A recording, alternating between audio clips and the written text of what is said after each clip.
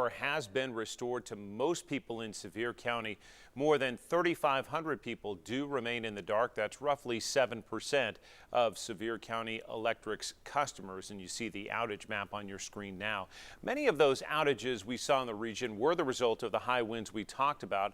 They knocked down trees as well as power lines, and reporter Aaron Velasquez spoke with Blount County dispatchers about the kind of day they saw. Aaron?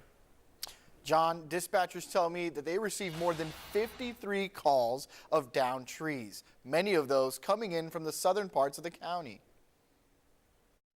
With high winds hitting the region Friday, the Blount County 911 Center prepared for a long day. It was a busy day, but we were really thankful and blessed that it wasn't as bad as we thought it would be. Blount County EMA Director Lance Coleman says his agency was prepared for the high winds and more. We were briefed by Tennessee Emergency Management Agency this morning about 10 o'clock, just talking about what we were expecting for today and also what we were expecting for Monday. The winds peaking at more than 50 miles an hour in some parts of the county. The ground is soft, and so trees are going to fall. Coleman says the dispatchers who work in the 911 center are a crucial part of the response team.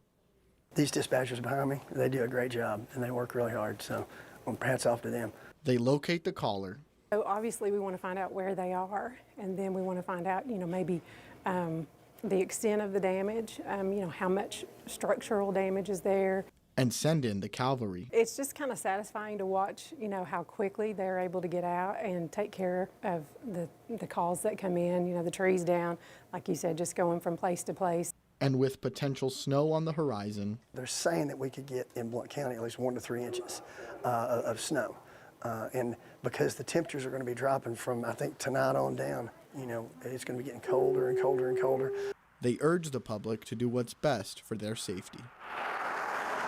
If you don't have to be on the road, don't get on the road if you don't have to. And this is a great weekend to go home and watch some movies and stay with the family for sure, and then stay warm and stay safe.